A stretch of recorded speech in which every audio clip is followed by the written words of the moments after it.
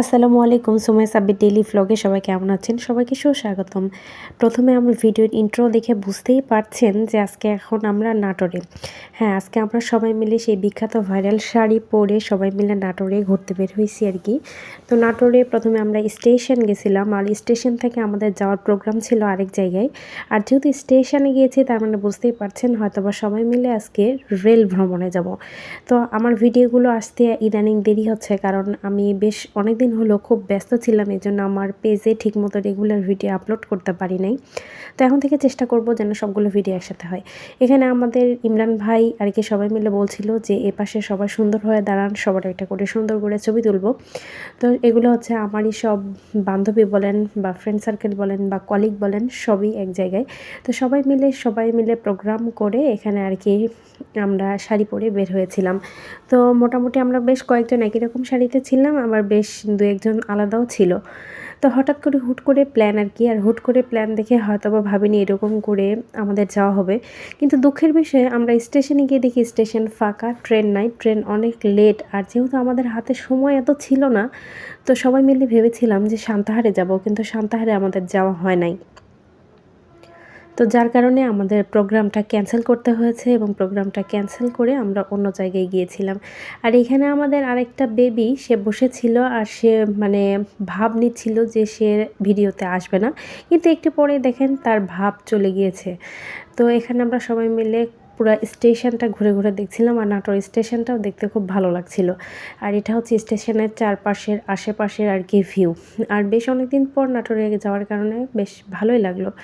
আর এটা হচ্ছে চারপাশের যে ভিউটা দেখেন, ভিউটা দেখলে আপনাদেরও খুব ভালো লাগবে। আর সান্তাহার যেহেতু স্টেশন যাওয়ার কথা, আর সান্তাহারটা হচ্ছে জংশন, আর যেহেতু সবাই মিলে রেল ভ্রমণ করবো, আর রেল ভ্রমণটাও কিন্তু বেশ আকর্ষণীয় হয়।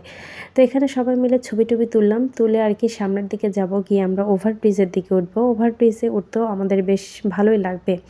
তো সবাই মিলে অনেকদিন পর বাহিরে বের হওয়ার কারণে খুব সুন্দর সময় কাটছে। আর এখন যেহেতু না শীত না গরম, আবহাওয়াটা বেশ সুন্দর আর কি। যেহেতু শাড়ি পরে ঘুরু ঘুরু করছিলাম, তো বেশি গরম হলে তখন দেখা যায় যে ভালো লাগবে না। এবার আমরা বান্ধবীরা মিলে ছবি টবি তুলে একটু নাচানাচি করতেছিলাম। তো সবাই মিলে অনেক সুন্দর একটা সময় কাটিয়েছি। আর তো হয়তো বা এই সময়গুলো আর ভবিষ্যতে পাওয়া যাবে না, যে যার মতো করে কর্মব্যস্ততায় আর কি বিজি হয়ে যাবে। তো এই জন্য এইখানে একজন এসে দেখেন যে তাকে নিয়ে কেন এরকম করা হলো না, সেই জন্য সে এসে মারামারি মানে লেগে দিয়েছে।